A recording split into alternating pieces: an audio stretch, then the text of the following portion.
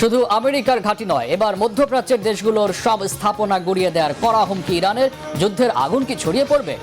ইরানি হরমুজের চিরস্থায়ী মালিক পার্লামেন্ট বিল উত্থাপন পাশ হলে আমেরিকার জন্য কি চিরতরে বন্ধ হবে জলপথটি? ইরানের ভয়াবহ হামলায় ঝাঁঝরা মধ্যপ্রাচ্যে আমেরিকার ঘাঁটিগুলো। হরমুজ, বাব আল মান্দ সহ সব জলপথ বন্ধের হুমকি খামেনির দেশের। ইরান সমর্থিত ইয়েমেনের হুথিদের সাথে সৌদির সংঘাতে নয়া অস্থিরতার ঝুঁকিতে মধ্যপ্রাচ্য। এই লড়াইয়ে সৌদির ক্ষতি কেন বেশি হবে? ইরানের বেসামরিক স্থাপনায় হামলা হলে শুধু আমেরিকার ঘাঁটি নয়, মধ্যপ্রাচ্য জুড়ে থাকা মার্কিন মিত্র দেশগুলোর সব অবকাঠামো ও স্থাপনা গুড়িয়ে দেওয়ার কড়া হুমকি দিয়েছে তেহরান। একই সাথে মধ্যপ্রাচ্যের বাইরে নতুন ফ্রন্টেও হামলার কঠোর হুঁশিয়ারি দিয়েছে ইসলামিক বিপ্লবী গার্ড বাহিনী IRGC। মার্কিন হামলার প্রতিবাদে বৃহস্পতিবার বাহরাইন, জর্ডান, কুয়েতে যুক্তরাষ্ট্রের সামরিক ঘাঁটি লক্ষ্য করে মিসাইল ও ড্রোন হামলা অব্যাহত রেখেছে ইরান। সামরিক বাহিনীকে যুক্তরাষ্ট্রের বিরুদ্ধে হামলার জন্য সম্পূর্ণ স্বাধীনতা দিয়েছে ইরানের পার্লামেন্ট। এমন পরিস্থিতিতে ইরান আমেরিকার নয়া সংঘাত চুক্তি ভঙ্গের ইসরায়েলকে দায়ী করেছেন খোদ মার্কিন ভাইস প্রেসিডেন্ট জেডি ভান্স।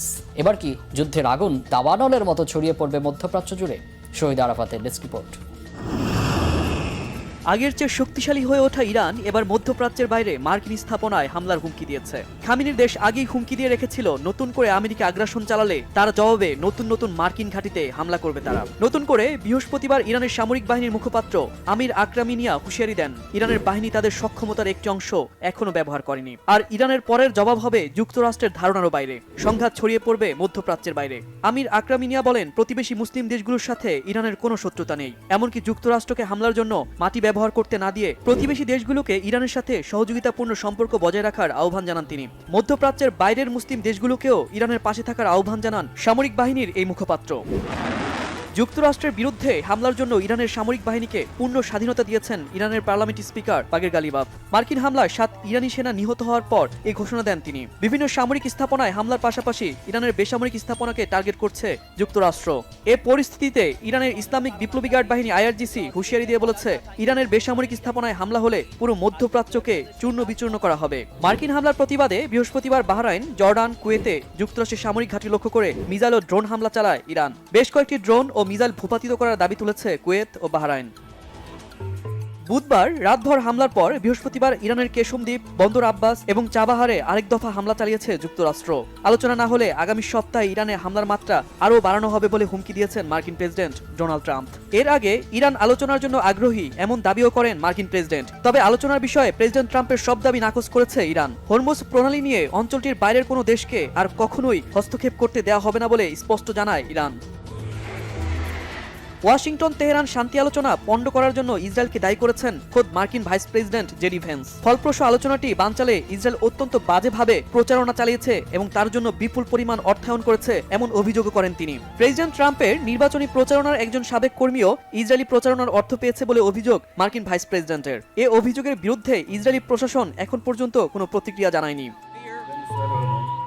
আমেরিকার এই অভিযোগের কয়েক ঘন্টা আগে ওয়াশিংটন সফর বাতিল করেন ইসরায়েলের প্রধানমন্ত্রী বেনিয়ামিন নেতানিয়াহু। মার্কিন সাবেক সিনেটর লিন্ডসে গ্রাহামের স্মরণসভা স্থগিত করায় সফরটি বাতিল করেন তিনি। শনিবার স্মরণসভা উপলক্ষে 4 দিনের সফরে যুক্তরাষ্ট্র যাওয়ার কথা ছিল ইসরায়েলের প্রধানমন্ত্রীর।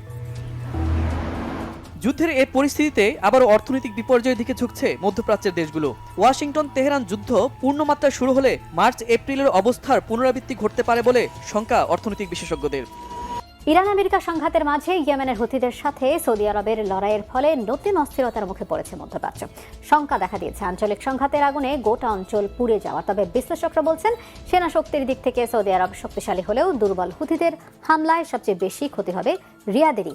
কিন্তু কিভাবে? দুর্বল হুথিদের আঘাতে কিভাবে অর্থনৈতিক ও পর্যটন খাতে ধসের মুখে পড়বে ক্ষমতাধর ধনী সৌদি সরকার? সঞ্জিদা ইসলাম তন্নির ডেস্ক রিপোর্ট।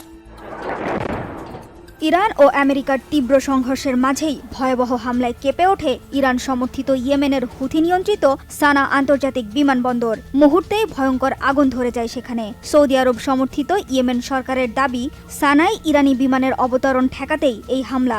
তবে হুথিদের অভিযোগ, আমেরিকার মিত্র সৌদি আরবই সরাসরি এই হামলা চালিয়েছে। যদিও এ নিয়ে মুখ খোলেনি রিয়াদ। আর এই হামলার পরই দীর্ঘ 4 বছরের যুদ্ধবিরতি ভেঙে 13 জুলাই সৌদি আরবের আবাহা আন্তর্জাতিক বিমানবন্দরে ব্যালিস্টিক মিসাইল ও ড্রোন হামলা চালায় ইরান সমর্থিত হুথিরা। আতঙ্ক ছড়িয়ে পড়ে দুই পক্ষের মধ্যে তীব্র সংঘাতের। সানা আন্তর্জাতিক বিমানবন্দরের উপর অন্যায় হামলা চালানোর বেপরোয়া সিদ্ধান্তের মাসুল দিচ্ছে সৌদি আরব। ইসরায়েল ও আমেরিকান শত্রু স্বার্থে কাজ করার জন্য ভবিষ্যতে আরও ভয়াবহ পরিণতির মুখে পড়বে। বিশ্লেষকদের শঙ্কা, ইরান আমেরিকা ভয়াবহ যুদ্ধের মাঝে নতুন করে ওই অঞ্চলে হুথি ও সৌদি আরব সংঘর্ষে জড়িয়ে পড়লে গোটা মধ্যপ্রাচ্যে আঞ্চলিক সংঘাতের আগুন ধরে যাবে। এমন পরিস্থিতিতে প্রশ্ন উঠেছে, সৌদি কি সত্যিই হুথিদের সাথে সংঘাতে যাবে? কারণ এতে তাদেরই ক্ষতি হবে বেশি। এমনটা কেন বলছেন বিশ্লেষকরা? শক্তিশালী সৌদি কেন দুর্বল হুথির আঘাতে লণ্ডভণ্ড হবে? বিশ্লেষকদের হিসাবে হুথিদের কাছে সামান্য কিছু অস্ত্র আর জীবন ছাড়া হারানোর কিছুই নেই। কিন্তু সৌদির জ্বালানি খাতে হামলা হলে ক্ষতি হবে কোটি কোটি ডলারের। শুধু তাই নয়, ধস নামবে বিদেশি বিনিয়োগ, পর্যটন ও বিমান খাতেও। আরও খোলাসা করে বললে, হুথিরা যদি সৌদির আরামকো তেল শোধনাগার এবং রাস্তানুকার মতো বিশ্বের সবচেয়ে বড় তেল লোডিং স্থাপনাগুলোতে ড্রোন বা মিসাইল হামলা চালায়, তাহলে তেল উৎপাদন সাময়িকভাবে বন্ধ হলে সৌদির দৈনিক কোটি কোটি ডলার রাজস্ব ক্ষতির মুখে পড়বে।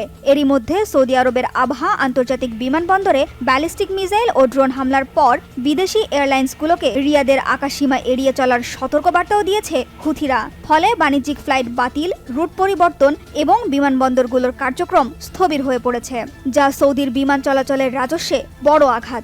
এতে ধস নামবে সৌদির পর্যটন কেন্দ্রগুলোতে, আর পর্যটক কমলে ব্যাপক আর্থিক ক্ষতির মুখে পড়বে সৌদির হোটেল ব্যবসাও। এখানেই শেষ নয়, চরম ঝুঁকিতে পড়বে সৌদি যুবরাজ মোহাম্মদ বিন সালমানের ভিশন 2030 পরিকল্পনা। কারণ যুদ্ধ অবস্থা চলতে থাকলে বিদেশি বিনিয়োগ কমে যাবে, স্থবির হয়ে পড়বে মেগা প্রজেক্ট ও বিদেশি বিনিয়োগ। এছাড়া সামরিক দিক থেকে শক্তিশালী সৌদি আরবের রয়েছে অত্যন্ত দামি মার্কিন প্যাট্রিয়ট ইন্টারসেপ্টর বা বিমান প্রতিরক্ষা ক্ষেপণাস্ত্র। আর হুথিদের সস্তা ড্রোন ও ক্ষেপণাস্ত্র ধ্বংস করতে গিয়ে সৌদিকে ব্যবহার করতে হয় এই দামি প্রতিরক্ষা ব্যবস্থা, যার ব্যয় লাখ লাখ ডলার। এর আগেও হুথিরা সৌদির পানি বিশুদ্ধকরণ প্ল্যান্ট এবং বিদ্যুৎ উৎপাদন কেন্দ্রেও হামলা চালিয়েছে। এই গুরুত্বপূর্ণ জলকল্যাণমূলক অবকাঠামো ক্ষতিগ্রস্ত হলে সাধারণ নাগরিকদের দৈনিক জীবনযাত্রা ব্যাহত হবে এবং মেরামতের জন্য সৌদি সরকারকে গুনতে হবে বিশাল অঙ্কের অর্থ। সেই সাথে ইরান মিত্র হুথিরা যদি লোহিত সাগরের প্রবেশদ্বার বাব আল মানদেব বন্ধ করে দেয়, তাহলে বন্ধ হয়ে যাবে সৌদি আরবের তেল রপ্তানি। সম্ভাব্য এসব ভয়াবহ ক্ষতি মেনে নিয়ে সৌদি আরব হুথিদের সাথে লড়াই চালিয়ে যাবে কিনা সেটাই এখন দেখার। মোসাদের সঙ্গে গোপন যোগাযোগ, ইসরায়েলের সহায়তায় ক্ষমতায় ফেরার পরিকল্পনা এবং গৃহবন্দিত্ব, এমন একাধিক বিস্ফোরক অভিযোগ ঘিরে নতুন করে আলোচনায় এসেছেন ইরানের সাবেক প্রেসিডেন্ট মাহমুদ আহমাদিনেজাদ। মার্কিন সংবাদপত্র দ্য নিউ ইয়র্ক টাইমস এর একটি প্রতিবেদনে এসব দাবি ওঠার পর এবার আনুষ্ঠানিকভাবে মুখ খুলেছে তার কার্যালয়। অভিযোগগুলোকে সম্পূর্ণ মিথ্যা ও হলিউডি কল্পকাহিনী বলে উড়িয়ে দিয়েছে তারা। হিজল জুবাইরের ডেস্ক রিপোর্টে বিস্তারিত।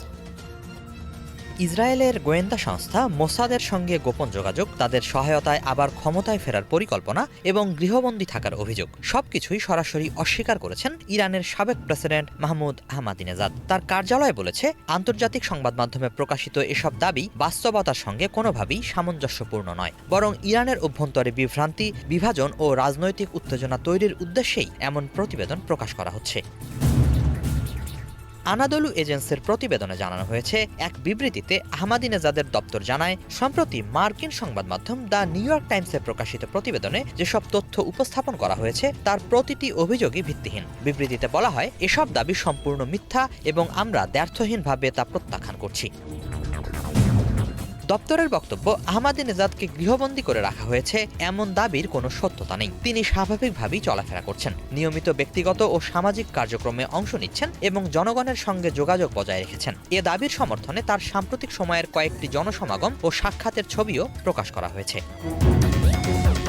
এর আগে দ্য নিউ ইয়র্ক টাইমস তাদের এক অনুসন্ধানী প্রতিবেদনে দাবি করে, সাম্প্রতিক বছরগুলোতে ইসরায়েলি গোয়েন্দা সংস্থা মোসাদ আহমাদিনেজাদের সঙ্গে গোপনে যোগাযোগ স্থাপন করেছিল। ইরানে সম্ভাব্য রাজনৈতিক পরিবর্তনের পরিকল্পনার অংশ হিসেবে তাকে ভবিষ্যৎ নেতৃত্বের একটি বিকল্প বিবেচনা করা হচ্ছিল। সেখানে আরও দাবি করা হয়, নানা সময় বিদেশ সফরে ইসরায়েলি কর্মকর্তাদের সঙ্গে তার একাধিক বৈঠক হয়েছিল এবং কিছু ভ্রমণ ও আবাসন ব্যয়ও গোপনে বহন করা হয়েছিল। প্রতিবেদনে আরও উল্লেখ করা হয়, চলতি বছরের ফেব্রুয়ারিতে যুক্তরাষ্ট্র, ইসরায়েল ও ইরানের মধ্যে উত্তেজনা বাড়ার সময় আহমাদিনেজাদকে তেহরান থেকে সরিয়ে নেওয়ার একটি পরিকল্পনা হাতে নেওয়া হয়। মার্কিন ও ইরানি কয়েক কর্মকর্তার বরাত দিয়ে পত্রিকাটি দাবি করে, যুদ্ধের শুরুর দিকে গৃহবন্দিত্ব থেকে উদ্ধার করতে আহমাদিনেজাদের বাড়ির কাছে একটি হামলাও চালানো হয়। এরপর তাকে একটি কালো রঙের পিউজো গাড়িতে করে নিরাপদ স্থানে নেয়ার চেষ্টা চলে। ওই অভিযানে মোসাদের সদস্যরা জড়িত ছিলেন। তবে এসব তথ্যকে কল্পনাপ্রসূত গল্প হিসেবে বর্ণনা করেছে আহমাদিনেজাদের কার্যালয়। তাদের দাবি, কোনো গ্রহণযোগ্য প্রমাণ ছাড়াই এমন গুরুতর অভিযোগ প্রকাশ করা হয়েছে। বিবৃতিতে আরও বলা হয়, সাধারণ পরিস্থিতিতে এতটা অবাস্তব অভিযোগের জবাব দেওয়ার প্রয়োজন হতো না, কিন্তু দেশের বর্তমান সংবেদনশীল পরিস্থিতি এবং জনমনে বিভ্রান্তি ছড়ানোর অপচেষ্টা বিবেচনায় বিষয়টি স্পষ্ট করা জরুরি হয়ে পড়েছে। সম্প্রতি ইরানের ভেতরে নিরাপত্তা পরিস্থিতি ও বিদেশি গোয়েন্দা তৎপরতা নিয়ে নানান আলোচনা চলছে। ইরান ইসরায়েল সংঘাতের পর দেশটির কয়েকজন উচ্চপদস্থ সামরিক কর্মকর্তা ও বিজ্ঞানী হত্যার ঘটনায় ইসরায়েলি গোয়েন্দা সংস্থার ভূমিকা নিয়ে নতুন করে প্রশ্ন উঠেছে। একই সময়ে ইসরায়েলের হয়ে গুপ্তচর বৃত্তির অভিযোগে বহু ব্যক্তিকে গ্রেপ্তার এবং কয়েকজনের মৃত্যুদণ্ডও কার্যকর করা হয়। এ অবস্থায় আহমাদিনেজাদের বিরুদ্ধে ওঠা এসব অভিযোগ নিয়ে ডালপালা মেলছে নানান জল্পনা। 2005 থেকে 2013 সাল পর্যন্ত টানা 2 মেয়াদে ইরানের প্রেসিডেন্ট ছিলেন মাহমুদ আহমাদিনেজাদ। তার শাসনামল পশ্চিমা বিরোধী অবস্থান, বিতর্কিত পারমাণবিক কর্মসূচি এবং ইসরায়েল বিরোধী কঠোর বক্তব্যের কারণে আন্তর্জাতিক অঙ্গনে ব্যাপক আলোচিত ছিল। প্রেসিডেন্টের দায়িত্ব ছাড়ার পরও তিনি কয়েকবার নির্বাচনে অংশ নেওয়ার আগ্রহ প্রকাশ করেন। তবে ইরানের গার্ডিয়ান কাউন্সিল 2017, 2021 ও 2024 সালের নির্বাচনে তাকে প্রার্থী হওয়ার অনুমোদন দেয়নি।